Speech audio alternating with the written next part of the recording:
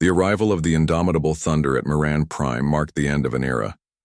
The massive human battleship took position directly above the galactic capital, its weapons powered down but clearly visible to every sensor on the planet below. The message was unmistakable. Humanity could destroy their entire civilization but chose not to. Panic spread through the crystal towers of the city as beings from 47 worlds tried to comprehend what had happened to their perfectly ordered universe. The Galactic Council, their authority shattered by the destruction of their fleet, struggled to understand how a single ship could threaten everything they had built over 2 millennia. High Counselor Vextai stood in the Emergency Command Center, his insect features showing fear for the first time in his 300-year career. Reports flooded in from across the galaxy as news of the fleet's destruction spread. Some worlds were demanding immediate military action. Others were calling for complete surrender. Most were simply asking how this was possible. "They want to talk," announced Counselor Zaradin, her crystal form dim with worry. "The human admiral has requested a meeting with the full council." "They destroyed our fleet and now they want to talk?" Vextai's mandibles clicked with frustrated anger. "What is there to discuss?" "Perhaps," suggested Ambassador Zixandra, recently returned from her failed diplomatic mission, "we should find out what they actually want. We assumed they wanted to join our civilization or conquer it. But what if their goals are completely different?" The council agreed to the meeting because they had no choice. The human ship floating above their world represented power beyond anything they could resist. Better to learn what the humans wanted than to wait for them to simply take it. Admiral Kwan transported down to Moran Prime with a small diplomatic team. Dr. Park Soman accompanied him as xenobiologist and translator, while Captain Yu Minjae served as military advisor. They materialized in the Grand Assembly, a magnificent structure that showcased the architectural achievements of dozens of species. The humans were not impressed. They had seen wonders in the dark zones that made galactic civilizations' achievements look simple by comparison. Cities built inside the event horizons of black holes. Structures that existed in 17 dimensions simultaneously. Art created by beings of pure thought who painted with the fundamental forces of reality itself. The meeting began with Counselor Vextai attempting to maintain some dignity for galactic civilization. "Admiral Kwan, your actions have resulted in the deaths of thousands of our people and the destruction of irreplaceable vessels. We demand an explanation." Admiral Kwan's response was direct and without apology. "Your fleet attacked our ship after we clearly stated our peaceful intentions. We defended ourselves using minimal necessary force. The responsibility for those deaths lies with whoever ordered the attack." "Minimal force?" Vextai's voice rose to a clicking shriek. "You destroyed 200 ships." "We could have destroyed 2,000, Captain Minjae observed calmly. "Or your entire planet if we had chosen to do so." The Admiral ordered restraint. The casual mention of planetary destruction sent shockwaves through the assembled counselors. The humans spoke of annihilating entire worlds the way galactic citizens might discuss removing obstacles from a space lane. Dr. Soman stepped forward, her voice carrying the authority of someone who had studied the deadliest regions of space for decades. "Counselors, I believe there has been a fundamental misunderstanding about humanity's place in the cosmic order. You govern the regions of space that are safe and stable. We evolved in the regions that are not." She activated a holographic display that showed the galaxy from humanity's perspective. The areas controlled by galactic civilization appeared as small islands of stability, surrounded by vast regions of chaos and danger. "What you call the dark zones we call home," she continued. "Our civilization has spent centuries fighting for survival against threats that would destroy your entire galactic community in days. We developed our technology, our military doctrine, and our entire society around the principle of overcoming impossible odds." Counselor Zaradin's crystal form pulsed with confused light. "What kind of threats?" "Machine intelligences that exist partially in dark matter," Dr. Somian replied matter-of-factly. "Energy vampires that feed on stellar cores, hive minds that consume entire solar systems and convert the matter into thinking entities." ancient artificial intelligences that predate galactic civilization by millions of years. The council chamber fell silent. These were threats beyond their comprehension. Nightmares that existed only in their oldest legends and most disturbing theoretical studies. Impossible, whispered Counselor Mordek. Nothing could survive against such entities. We did more than survive, Admiral Kwan said. We learned to fight them effectively. Our weapons are designed to kill things that don't die. Our defenses protect against attacks that normal physics says should be impossible. Our tactics assume that anything we face might be smarter, faster, and more dangerous than we are. Captain Minjay added his own perspective. Your military operates under the assumption that warfare follows rules. You use precision weapons designed for minimum necessary force. You maintain formations that look impressive and communicate constantly with your fleet elements. These tactics work perfectly against civilized opponents who follow the same rules. But they are suicide against the entities we face regularly, Dr. Soman continued. Things from the dark zones don't surrender when faced with superior firepower. They don't negotiate for better terms. They don't follow any rules except the fundamental law of survival: kill or be killed. The implications slowly dawned on the assembled counselors. Humanity was not a primitive species seeking to join galactic civilization. They were survivors from the most dangerous regions of existence, and their entire culture was built around fighting threats that galactic civilization could not even imagine. Worse, the humans were implying that galactic civilization was not the advanced, sophisticated society they believed themselves to be. From humanity's perspective, they were children playing in a protected sandbox, while real dangers prowled the broader universe. "Why are you here?" asked Vextai, his voice much quieter than before. "Exploration," Admiral Kwan replied simply. "We had heard rumors of a stable civilization that had achieved lasting peace. We came to see if it was true, and to establish contact with other intelligent species. And now? Now we understand why you achieved peace," Captain Minjay said. "You exist in a region of space that is naturally protected from the worst threats. The gravitational anomalies and energy distortions that make the dark zone so dangerous also serve as barriers that prevent most hostile entities from reaching your territory." Dr. Soman activated another display showing long-range sensor readings. "But those barriers are not permanent. Our deep space monitoring stations have detected movement in the outer dark zones. Ancient entities that have been dormant for millions of years are becoming active. They are being drawn toward regions of high energy density and organized civilization." The meaning was clear.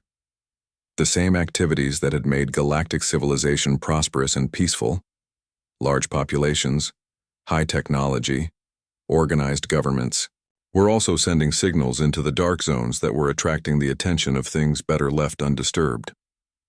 "How long?" asked Zaradin. "Unknown," Dr. Somin replied. "Decades, certainly, perhaps centuries, but it will happen, and when it does, your current military capabilities will be completely inadequate for defense." Admiral Kwan looked around the assembly chamber at the representatives of 47 worlds. "We did not come here to conquer you or to demand submission to Earth's authority. We came to make contact with other intelligent species, and to share knowledge that might prove mutually beneficial." "What are you offering?" Vextai asked. "Alliance," Kwan replied. "We will teach you to fight the things that are coming. In return, you can share your knowledge of stable civilization and peaceful coexistence, things that humanity has had little opportunity to develop while fighting for survival." The offer hung in the air like a challenge. The Galactic Council could continue to operate as they always had, maintaining their authority over the safe regions of space while ignoring the growing threats from beyond their borders.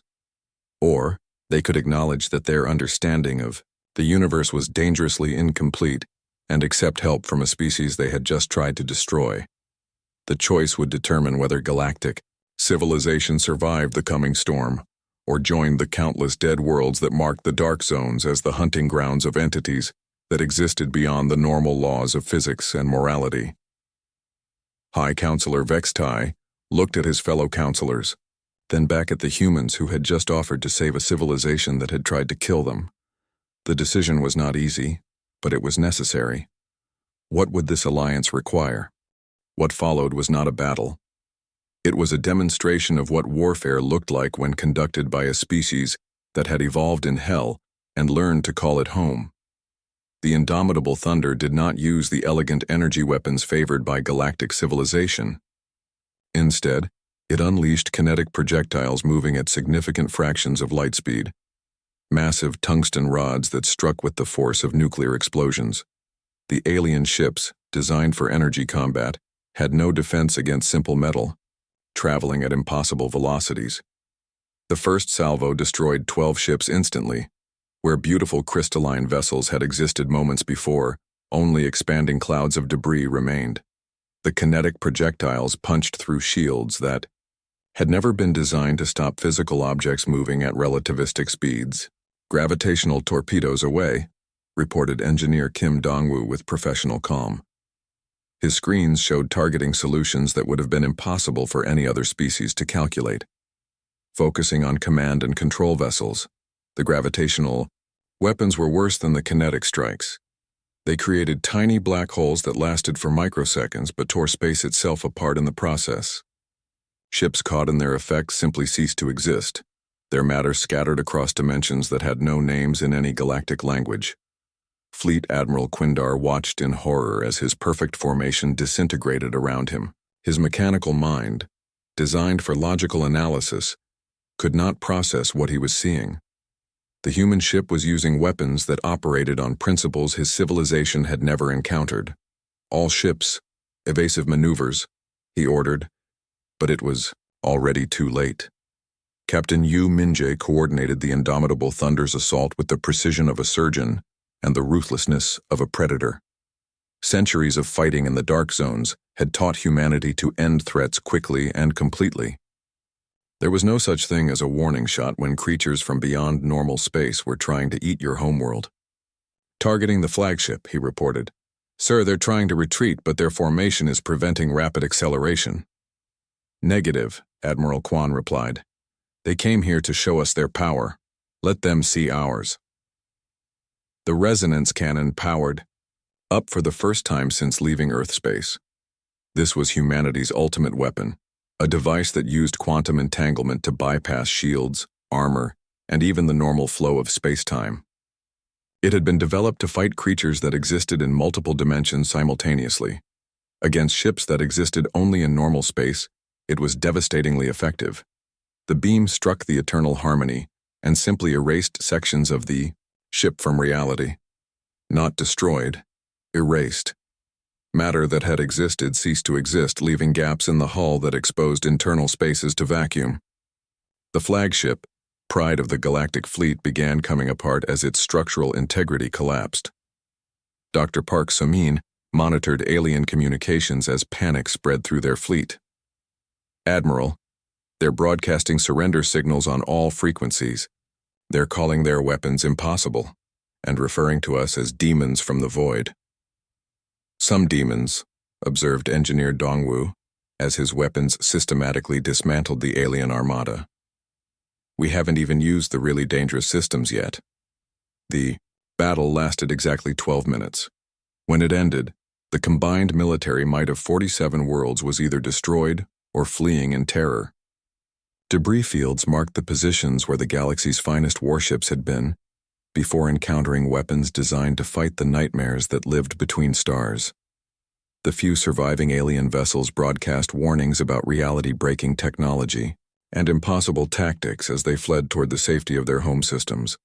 Their crews, traumatized by encountering warfare beyond their comprehension, would carry stories of the human ship that would reshape galactic civilization.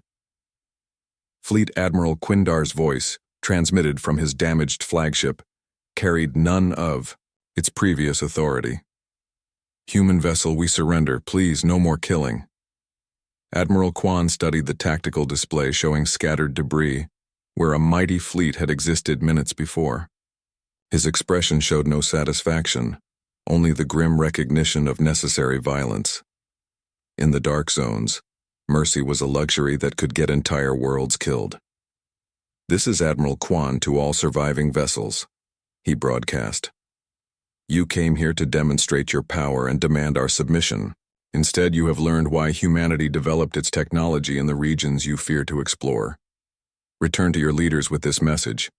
We seek no conflict with galactic civilization, but we will not be ruled by it. Leave us alone, and we will leave you alone."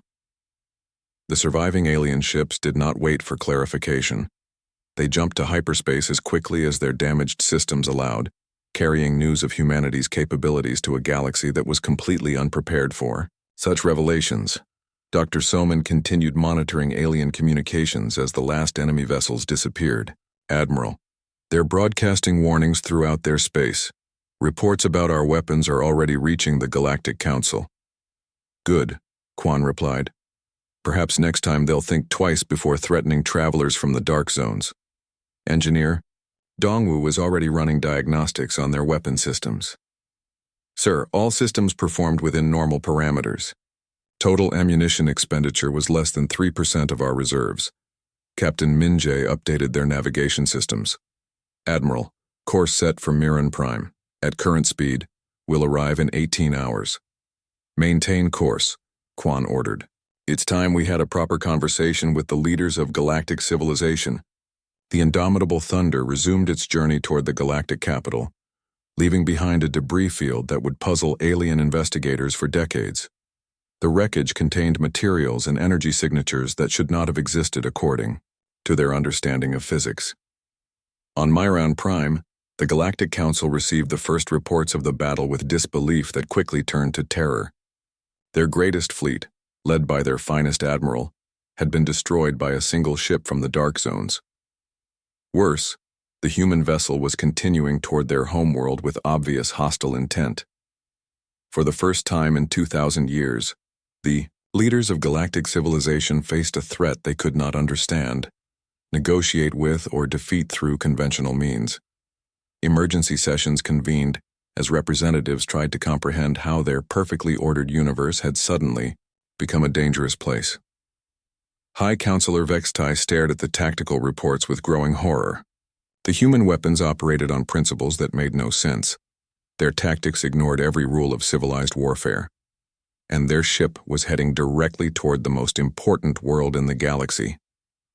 "What do they want?" he asked the empty air. No one had an answer.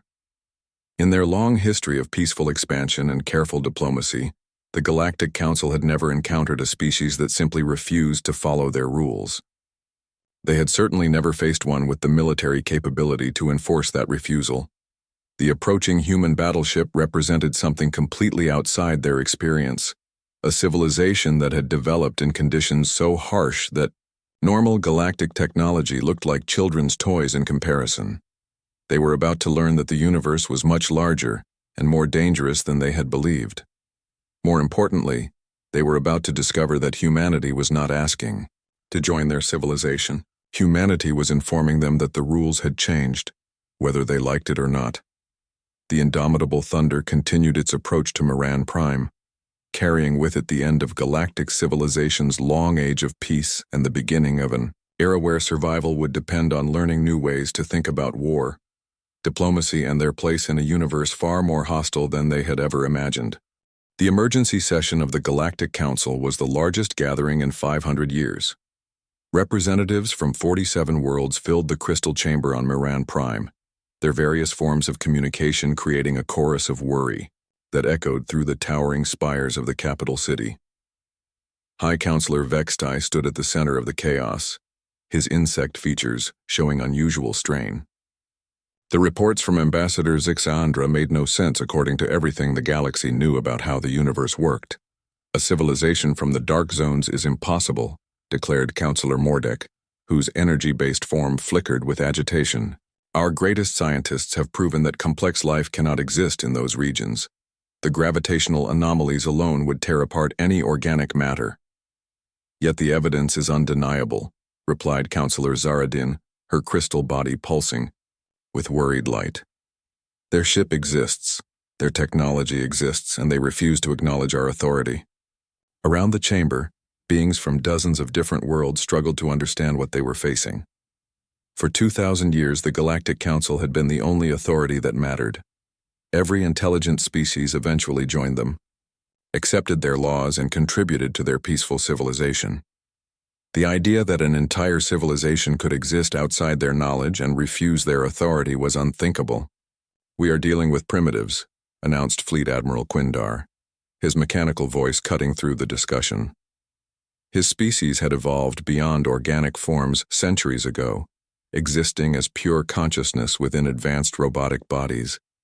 They may have advanced technology, but they clearly lack understanding of proper galactic civilization. A show of force will bring them into line. Murmurs of agreement echoed through the chamber. This made sense to them. In their long history, every species that had initially refused to join the Council had changed their minds when faced with the combined military might of galactic civilization. "How large a fleet?" asked Vextai. 200 ships, Quindar replied without hesitation. "Representatives from every major military power in the galaxy. When they see our combined strength, they will understand their place in the cosmic order." The decision was unanimous. No single species, regardless of their technology, could stand against the combined might of 47 worlds. The human ship would surrender when faced with overwhelming force, and the crisis would end as all crises ended, with new members joining galactic civilization. They were wrong. Fleet Admiral Quindar took command of the largest armada in galactic history. His flagship, the Eternal Harmony, led a collection of vessels that represented the finest military engineering of multiple species. Crystal ships that could phase between dimensions. Biomechanical vessels that adapted their weapons in real time. Energy-based craft that existed partially in hyperspace. Each ship was a masterpiece of elegant engineering designed for quick, precise victories. Their weapons were calibrated for minimum necessary force. Their shields were optimized for deflecting the standard energy weapons used throughout the galaxy. Their tactics were based on centuries of experience against opponents who followed the same basic rules of warfare. The human ship followed none of those rules. Aboard the indomitable Thunder, Admiral Quan studied the approaching alien fleet with professional interest. The tactical displays showed 200 ships moving in perfect formation, their energy signatures indicating weapons and shields that were sophisticated but predictable. "Analysis," he ordered. Captain Yu Minjae had been studying the alien vessels for hours. "Sir, they're using standard formation tactics from our historical databases. Their approach suggests they expect us to either surrender immediately or engage in traditional ship-to-ship combat with agreed-upon rules." "Weaknesses?" asked Engineer Kim Dongwoo from his weapon station. His screens showed targeting solutions for every ship in the alien fleet. The humans had learned in the dark zones to identify and exploit weaknesses in anything that might threaten them. "Their formations have gaps," Minji replied. "They maintain communication links that create vulnerability points. Their weapons seem designed for precision rather than raw destruction, and sir, their shields appear to be optimized for energy. Weapons only." Dr. Park Soman looked up from her xenology station. "Admiral, I've been analyzing their communication patterns. They seem to believe this is a diplomatic mission. They expect us to be impressed by their numbers and surrender without a fight." Admiral Quan nodded slowly. In the dark zones, creatures that expected easy victories usually became food for something hungrier. "Do they have any idea what they're actually facing?" "No, sir," Soman replied. "Their historical databases show no record of warfare against anything like human technology. They've been fighting the same types of battles for centuries." Engineer Dongwoo's voice carried a note of professional pride. "Sir, our weapon systems are specifically designed to handle threats that exist partially outside normal space-time. Standard galactic technology won't even register as a challenge for our defensive systems." The alien fleet took positions around the indomitable Thunder in a formation that looked impressive and threatening. 200 ships formed a perfect sphere with the human vessel at the center. Their weapon systems powered up in perfect synchronization, creating energy readings that could be detected throughout the star system. Fleet Admiral Quindar opened communication channels to the human ship. his mechanical voice carrying absolute authority. Human vessel, you are surrounded by the combined military might of galactic civilization. 200 ships representing 47 worlds stand ready to enforce the authority of the Galactic Council. You have 30 seconds to surrender and submit to standard procedures, or face the consequences of defying galactic law. On the bridge of the Indomitable Thunder, Admiral Kwan listened to the ultimatum with calm attention. His crew waited for orders while their weapon systems hummed with barely contained power. These were systems designed to fight creatures that ate stars and machines that existed in multiple dimensions simultaneously. "Open a channel," Kwan ordered. Dr. Soman activated the communication system. Admiral Kwan's reply was broadcast to every ship in the alien fleet. "Fleet Admiral Quindar, we have no desire for conflict with your people. However, we will not surrender our ship or submit to procedures we have not agreed to follow. You have 30 seconds to withdraw your fleet before we demonstrate why humanity survived in the regions you call the Dark Zones." The alien fleet began, targeting procedures, their weapons systems locking onto the human battleship. Energy readings spiked as 200 ships prepared to fire simultaneously. The combined firepower was enough to destroy small moons and had never failed to force immediate surrender. Aboard the Eternal Harmony, Fleet Admiral Quindar felt satisfaction as his sensors showed the human vessel maintaining position. They were not fleeing, which meant they would soon understand the futility of resisting galactic authority. "All ships, fire on my command," he ordered. The 30-second deadline expired. "Fire," commanded Fleet Admiral Quindar. 200 ships opened fire simultaneously. Energy beams, particle cannons, and reality-warping weapons converged on the Indomitable Thunder in a display of coordinated firepower that lit up the star system. The combined assault created energy readings that registered on sensors across multiple sectors. The weapons struck the human ship's shields and simply disappeared, not deflected, not absorbed. They just ceased to exist as if they had never been fired. On every alien ship, sensors screamed impossible readings. Their combined firepower, enough to destroy entire fleets, had accomplished nothing. The human vessel sat in space completely undamaged, its shields showing no fluctuation whatsoever. "Impossible," whispered Quindar, staring at his tactical displays. Captain Yu Minji's calm voice cut through the silence on the bridge of the Indomitable Thunder. "Shields holding at 98.7%, sir. Minor power fluctuations in the port deflector grid." Admiral Kwan studied the tactical display showing 200 alien ships arranged around his vessel like prey animals surrounding a predator. "Return. Fire. Show them what human engineering looks like when it's designed for survival." The Indomitable Thunder's weapon systems activated with terrible purpose. Ambassador Zixandra had never felt so confused in her 300 years of diplomatic service. The human ship continued moving toward Miran Prime, while completely ignoring every rule of first contact that civilized species followed. It did not send gifts, it did not share cultural information, and it definitely did not ask permission to enter the core systems. "Try the harmony patterns," she ordered her communications officer. "Maybe they communicate through music." The harmony of spheres began broadcasting mathematical sequences set to beautiful melodies. These patterns had worked with every species they had ever encountered.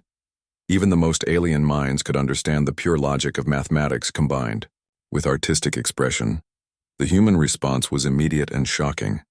"Stop broadcasting random noise on our communications channels," came Admiral Kwan's voice. "If you wish to communicate, use standard transmission protocols." Standard transmission protocols. The humans expected them to follow human methods rather than the carefully developed galactic standards that had brought peace to 47 worlds. On the Indomitable Thunder, Dr. Park So-min worked frantically to understand the alien communication attempts. Her computers analyzed the harmonic patterns, mathematical sequences, and energy fluctuations coming from the diplomatic vessel. "Admiral, they're trying to establish some kind of cultural exchange," she reported. "Their signals contain artistic elements mixed with basic mathematics. It's actually quite elegant." Admiral Kwan studied the approaching alien ship through his tactical displays. The vessel was beautiful in a way that human ships were not. Where the Indomitable Thunder was built for war, this alien craft looked like a work of art that happened to fly through space. "Are they armed?" he asked. Captain Yu Minjae ran detailed scans of the diplomatic vessel. "Nothing that reads as weapons, sir. Some kind of energy manipulation system, but it seems designed for propulsion and communication rather than combat." "They're either very peaceful or very confident," observed Engineer Kim Dongwoo from his station.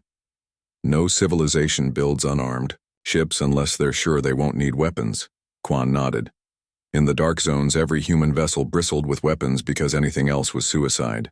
The fact that these aliens felt safe sending an unarmed ship told him something important about their region of space. Dr. Samin finally managed to establish proper communication links with the alien vessel.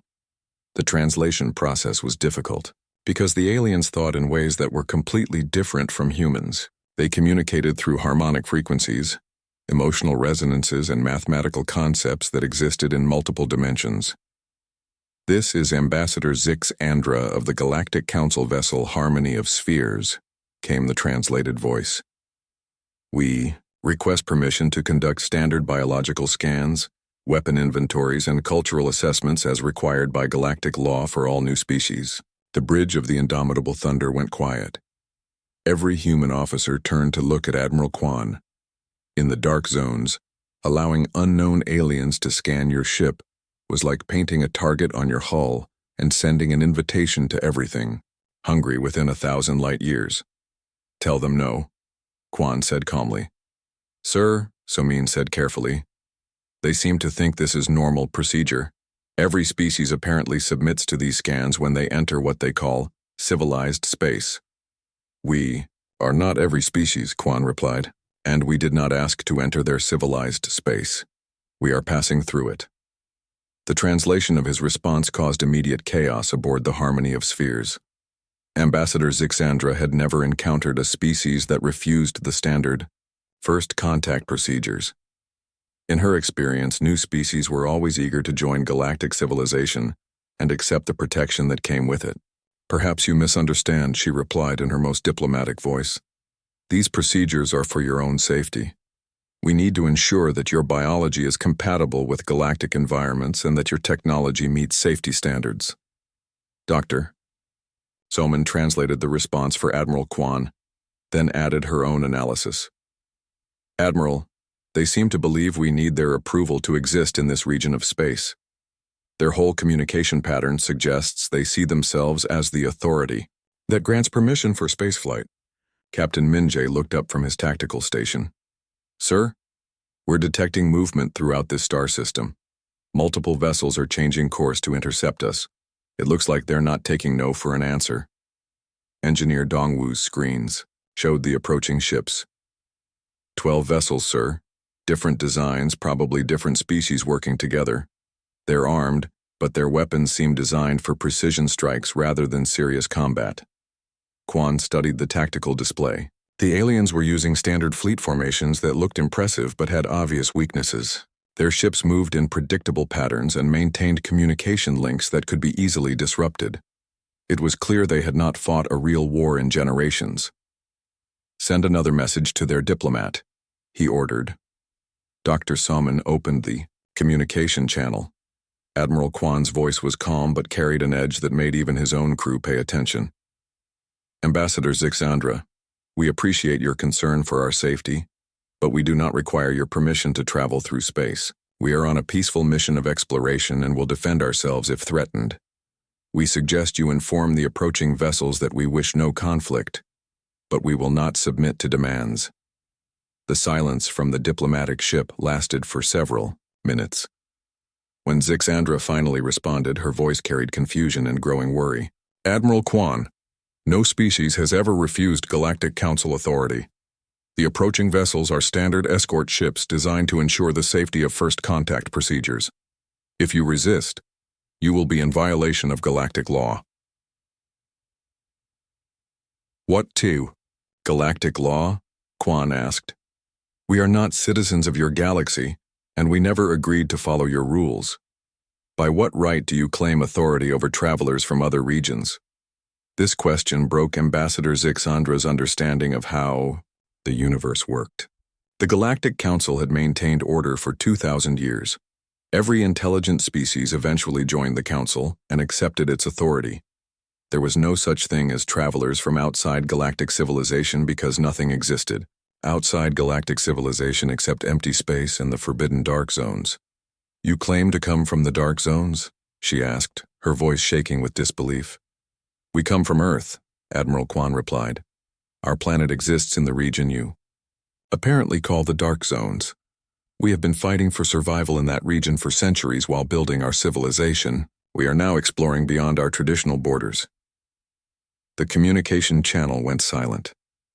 Aboard the Harmony of Spheres, Ambassador Zixandra stared at her screens in shock. The dark zones were not empty.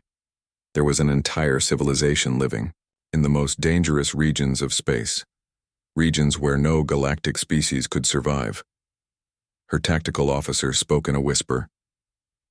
"Ambassador, if they truly come from the dark zones, their technology must be incredibly advanced. Nothing we know of could survive in those regions." Zixandra realized she was facing something completely outside her experience. The humans were not a primitive species seeking to join galactic civilization. They were survivors from the most dangerous regions of space, and they had developed technology specifically designed to handle threats that galactic civilization had never imagined. "Admiral Kwan," she said carefully, "perhaps we should arrange for you to speak directly with the Galactic Council. This situation requires more authority than I possess." "That would be acceptable," Kwan replied. "But the escort vessels need to maintain their distance. We will interpret any aggressive action as an attack and respond accordingly." As if to emphasize his words, the Indomitable Thunder's weapon systems powered up. Energy readings spiked across all frequencies as weapons that could destroy planets came online. The escort vessel's sensors screamed warnings as they detected energy levels that should not have been possible. Ambassador Zixandra gave the order for the escort fleet to withdraw to a safe distance. For the first time in Galactic Council history, they were dealing with a species that did not want their protection, did not fear their authority, and possessed technology that made their most advanced weapons look like children's toys. The message she sent back to Moran Prime was simple, but carried implications that would change the galaxy forever. "We need help." The alarm bells rang across Moran Prime for the first time in 300 years. Deep in the crystal towers of the Galactic Council, beings from 47 different worlds stared at their screens in shock. Something impossible was happening. "Hi." Counselor Vextai clicked his mandibles nervously as he read the report. His insect-like eyes focused on the words that made no sense. A ship had appeared from nowhere. Not just any ship, something massive beyond belief. "Show me the readings again," he ordered with his clicking voice. The hologram appeared in the center of the chamber. A dark shape moved slowly through space, leaving strange ripples behind it. The ship was huge, bigger than anything the galaxy had ever built. Where their largest war vessels stretched 800 meters, this monster was over 4,000 meters long. "Where did it come from?" asked Counselor Zaradin, her crystal body glowing with worry. "The dark zones," whispered the technician, a small blue creature with too many arms. "It came from the spaces between galaxies." Everyone in the room went quiet. The dark zones were forbidden. No civilized species went there. The few ships that had tried to explore those regions never came back. Ancient stories spoke of terrible things that lived in the darkness, creatures that ate stars and monsters that existed in several dimensions at once. "That's impossible," Vextai said. "Nothing lives in the dark zones. Nothing can survive there." But the evidence was right in front of them. The ship moved with purpose, its engines creating distortions in space itself. Its hull seemed to bend light around it, making it hard to see clearly. Weapons covered its surface like thorns on a deadly plant. Far away in the cold void, Admiral Kwan Taehyung stood on the bridge of the Indomitable Thunder. His dark eyes studied the star charts while his crew worked around him. The bridge was unlike anything the galaxy had ever seen. Dozens of screens showed information in rapid streams. Officers in advanced armor moved quickly between stations, The air hummed with barely controlled power from weapon systems that could crack planets. "Sir, we're picking up long-range scans," reported Captain Yu Minjae from his station. His fingers danced over controls that responded to his thoughts as much as his touch.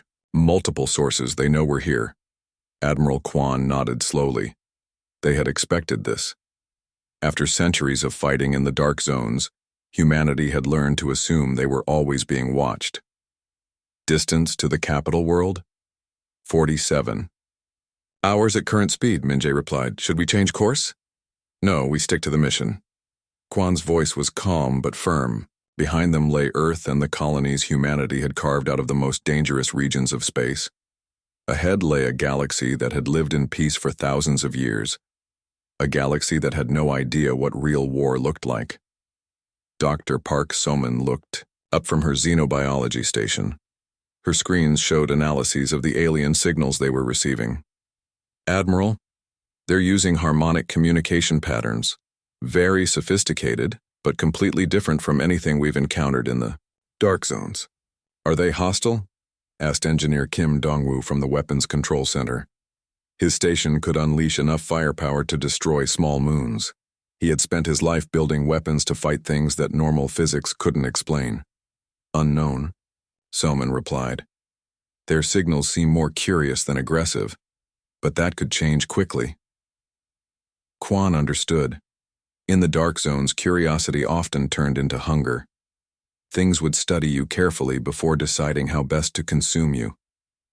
Humanity had learned to be ready for anything. The Galactic Council was not ready for anything. For 2,000 years they had maintained peace through careful diplomacy and shows of force.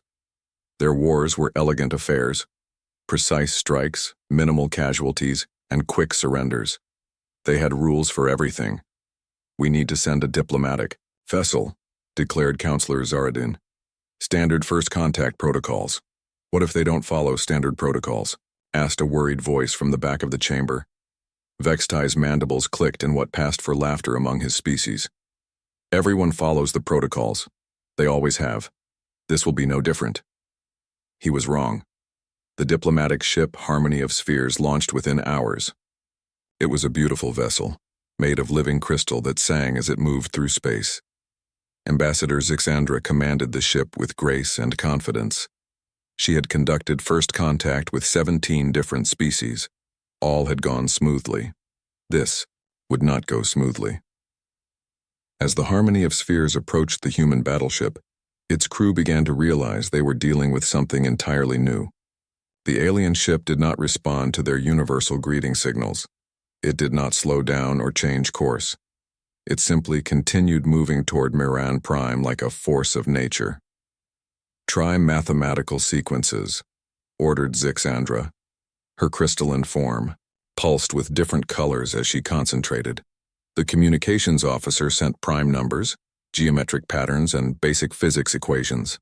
Finally, something responded. But it was not what they expected. The reply came in a tight beam transmission that bypassed their communication systems and spoke directly to their ship's computer. The voice was calm, measured, and speaking a language their computers had never heard. "This is Admiral Quan Tae-hyung of the Earth vessel Indomitable Thunder. State your intentions." Zixandra was shocked. No first contact had ever been so direct. Where was the careful exchange of gifts, the slow building of trust, the artistic expressions of peaceful intent? "We greet you in the name of the Galactic Council," she replied using the formal first contact speech she had memorized centuries ago. "We welcome you to civilized space and offer you the protection of our laws." The silence that followed lasted exactly 30 seconds. "We require neither your welcome nor your protection," came the reply. "We are passing through this region on a mission of exploration. Do not interfere." Back on Miran Prime, the council chamber erupted in chaos. No species had ever spoken to them like this. The recordings of the exchange played over and over as representatives from different worlds tried to understand what they were hearing. "They're primitives," declared one counselor. "They don't understand proper diplomatic procedures." "Or they're incredibly advanced and don't care about our procedures," suggested another. Vextai studied the tactical displays. The human ship had not slowed down. It was still heading directly toward their capital world, ignoring all attempts at communication. 4.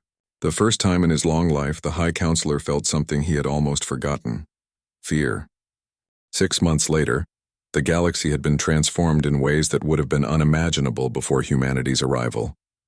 The elegant crystal spires of Maran Prime now rose alongside massive military installations that looked like they had been carved from living nightmares. Human engineering had merged with alien architecture to create defensive structures designed to withstand attacks from entities that existed partially outside normal reality.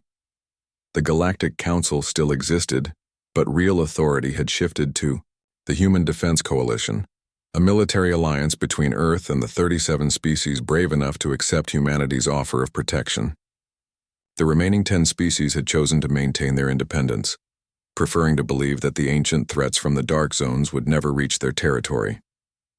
Admiral Quan Taehyung stood on the bridge of his new flagship, the Galactic Thunder, studying tactical displays that showed defensive positions throughout the inhabited galaxy. He had been promoted to Supreme Commander of Galactic Defense, leading a growing fleet of hybrid vessels that combined human military engineering with the best alien technologies. The ship itself was a marvel of cooperative engineering. Human weapon systems were integrated with crystalline alien computers that could process information in multiple dimensions. Dark matter manipulation systems developed by energy-based species powered defensive shields that could protect against attacks from creatures that fed on stellar radiation. Biomechanical components grown by organic alien civilizations provided self-repair capabilities that kept the ships functional, even when damaged by weapons that operated outside normal physics. Sir, long-range sensors are detecting movement in the void sectors, reported Captain Yu Min-jae from his expanded tactical station. His displays now showed information from monitoring stations scattered throughout the galaxy, each one equipped with detection systems designed to spot threats that normal sensors could not perceive. What type of movement?